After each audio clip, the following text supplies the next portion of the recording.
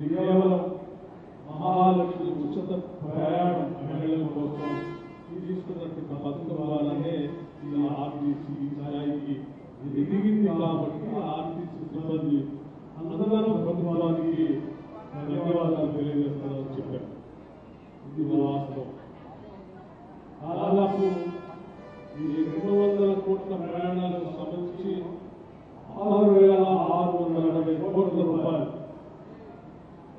6,680 కోట్ల రూపాయలు రాష్ట్ర ప్రభుత్వం ఆర్థిక శాఖ ఆర్టీసీకి ఈ 200 కోట్ల ప్రయాణాలకు మహిళలు చేసిన ప్రయాణాలకు సంబంధించి వారు చెల్లించాల్సిన టికెట్ రుసుముని రాష్ట్ర ప్రభుత్వం ఆర్టీసీకి 6,680 కోట్ల రూపాయలు ఇప్పటికీ చెల్లించింది.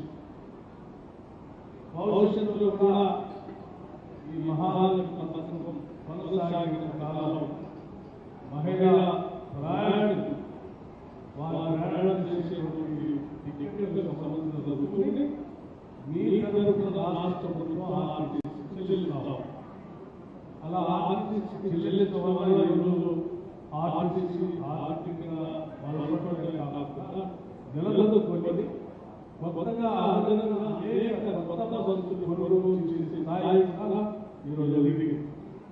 ఇప్పటికే 2,300 బస్సులు అదనంగా రాష్ట్ర ప్రభుత్వం అధికారంలోకి వచ్చిన తర్వాత ఆర్టీసీ ట్రాన్స్పోర్ట్ మంత్రి గారు ప్రభాకర్ గారి నాయకత్వంలో 2,300 బస్సులు కొత్త బస్సులు కొనుగోలు చేసి ఆర్టీసీ అందించారు.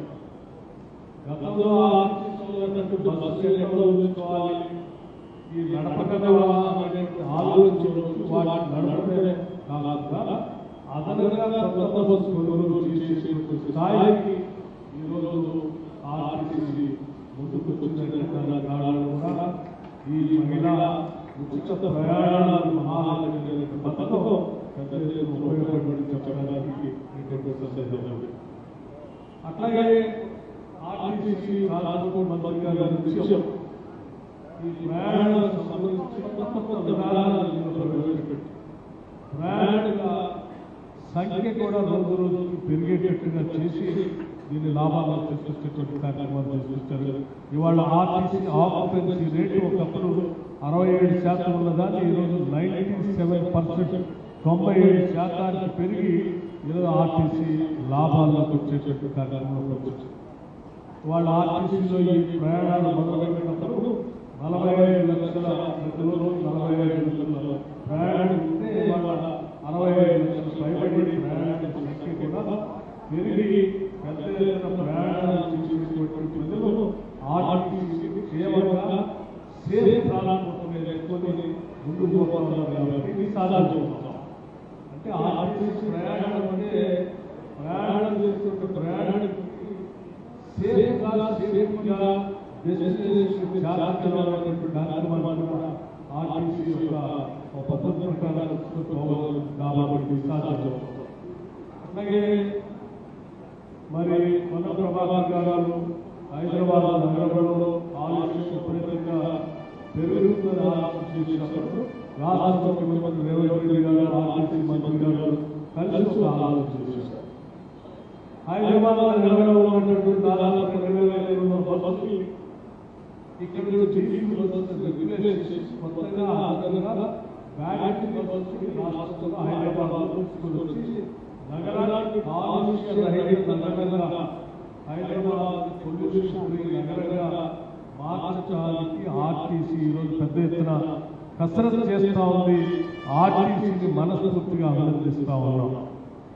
నగరం పొల్యూషన్ ఫ్రీ నగరంగా ఎదగాలి అంటే ఈరోజు దేశంలో అనేక నగరాల్లో పొల్యూషన్ విపరీతంగా పెరిగి నగరాల్లో నివసించే ప్రజలు ఇబ్బంది పడుతున్న తరుణంలో అత్యంత ప్రధానమైనటువంటి అంశం డీజిల్ ద్వారా వస్తున్నటువంటి పొల్యూషన్ నుంచి నగరాలు దూరంగా ఉంచడం కోసం ఖర్చుకు వెనకాడకుండా ఎంత ఖర్చు అయినప్పటికీ కూడా కొత్తగా అదనంగా ఆర్టీసీ బస్సులు బ్యాటరీ బస్సులు కొనుగోలు చేసే కార్యక్రమాన్ని నాంది పలికారు. ఇప్పటికే దాదాపు 3,000 బస్సుల్ని ఆర్డర్ ఇచ్చారు. ఇంకొక 500 బస్సుల్ని అదనంగా కొనుగోలు చేసే కార్యక్రమాన్ని కూడా చేపట్టారు. ఇందులో భాగంగా ఇప్పటికే వాళ్ళు తీసుకున్నటువంటి తీసుకున్నటువంటి చర్యల్లో భాగంగా 11% బ్యాటరీ బస్సులు 11% ఉన్న బస్సుల్లో 11% బ్యాటరీ బస్సుల్ని యాడ్ చేస్తూ రోజు రోజుకి దాన్ని పెంచుకుంటూ పోయే కార్యక్రమంలో ఇవాళ ముందుకు పోతా ఉన్నారు. వారికి నిజంగా ఈ రాష్ట్రం పైన ప్రజలపైన ఈ కాలుష్య నివారణ నుంచి రాష్ట్రాన్ని కాపాడటం కోసం వాళ్ళు తీసుకున్నటువంటి చర్యలు కూడా అభినందించదగినటువంటి విషయం. మిత్రులందరికీ, ముఖ్యంగా మహిళలందరికీ ఈరోజు రాష్ట్ర ప్రభుత్వం తరఫున మీరందరూ ఈ రాష్ట్రంలో కాంగ్రెస్ ప్రభుత్వం వచ్చిన తర్వాత ప్రవేశపెట్టినటువంటి మహాలక్ష్మి పథకాన్ని విరివిగా వాడుకొని 200 కోట్ల సార్లు మీరు ఈ రాష్ట్రంలో ఆర్టీసీ బస్సులో ప్రయాణాలు చేయటం వల్ల మీరు బంధువులు కలుసుకోగలిగారు, మీ పిల్లలు పాఠశాలలో ఉంటే వాళ్ళని చూడటానికి వెళ్ళగలిగారు. మీరు అనేక ప్రాంతాల్లో కూలీలుగా ఉన్నప్పుడు ఒక దూర ప్రాంతాలపై పని చేసుకోవడానికి పనికొచ్చినట్టుగా ఆర్టీసీ బస్సును వాడుకోగలిగారు. నగరాల్లో పని కోసం వచ్చినప్పుడు ఆర్టీసీ బస్సుని వాడుకోగలిగారు. మీరు ఆ రకంగా ఈ సంవత్సరం కాలంలోనే ఈ బస్సులో ప్రయాణం చేయటం వల్ల రాష్ట్రంలో ఉన్నటువంటి మహిళలు 6,640 కోట్ల రూపాయలు మీరు ఆదా చేసుకున్నారు. 6,680 crores వాళ్ళు ఆదా చేసుకుంటే ఆ 6,680 crores మీ కుటుంబాల కోసం, మీ కోసం మిగుల్చుకోగలిగి మీరు ఖర్చు చేసుకొని మీ అవసరాలకి వాడుకునే స్థాయికి రాష్ట్ర ప్రభుత్వం ఈ వెసులుబాటు కలిగించింది. అందుకని నేను రాష్ట్రంలో ఉన్న మహిళలందరికీ కేవలం ప్రయాణాల ద్వారా మాత్రమే వెసులుబాటే కాకుండా మిమ్మల్ని ఈ రాష్ట్రంలో కోటీశ్వరులు చేయాలని రాష్ట్ర ప్రభుత్వ ఆలోచన కూడా చేస్తాం. 1 కోటి మందిని కోటీశ్వరులు చేయాలని ఆర్టీసీలో ప్రయాణం చేసేటువంటి సందర్భంలో కేవలం ప్రయాణమే కాదు, ఆ బస్సులకు కూడా మీరు ఓనర్లుగా చేయాలని మీ అందరికీ వడ్డీ లేని రుణాల ద్వారా బస్సులు అందించి ఆ బస్సుల్ని మళ్ళీ తిరిగి ఆర్టీసీకే లీజులు పెట్టి రూట్లు ఇచ్చి తద్వారా మీరు ఆదాయం సమకూర్చుకునే వ్యవస్థను ఏర్పాటు చేస్తే ఈ మధ్యనే పొన్నం ప్రభాకర్ గారు ఒక కార్యక్రమాన్ని ఏర్పాటు చేసి నా చేతుల మీదుగా 1 కోటి రూపాయల చెక్ని సెల్ఫ్ హెల్ప్ గ్రూప్స్కి మహిళలకి అందించినటువంటి వార్త కూడా మీ అందరికీ తెలిసింది.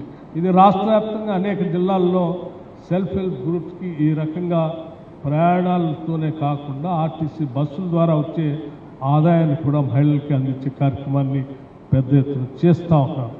సో మహిళల్ని సంవత్సరానికి దాదాపు ప్రయాణాలతో పాటు వడ్డీ లేని రుణాల్ని ఈ మధ్యకాలంలో పెద్ద సంబరాలు చేసుకున్నాం.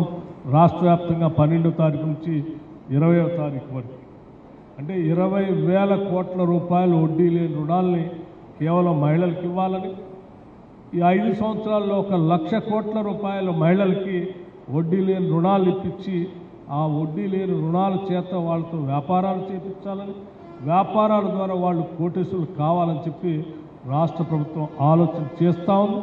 అందులో భాగంగా రాష్ట్ర వ్యాప్తంగా ఈ కార్యక్రమాన్ని చేపట్టాం. కొద్ది రోజుల్లో హైదరాబాద్ నగరంలో కూడా సెల్ఫ్ హెల్ప్ గ్రూప్స్ సంబంధించి వడ్డీ లేని రుణాల్ని పంచే కార్యక్రమాన్ని ఒక పండగలాగా సంబరంలాగా చేసే కార్యక్రమాన్ని కూడా కొద్ది రోజుల్లోనే డేట్స్ ప్రకటించి చేసే కార్యక్రమాన్ని కూడా హైదరాబాద్ నగర ఇన్ఛార్జ్ మంత్రిగా ఉన్నటువంటి పొన్నం ప్రభాకర్ గారు ఆ ఏర్పాట్లు చూస్తూ ఉన్నారు.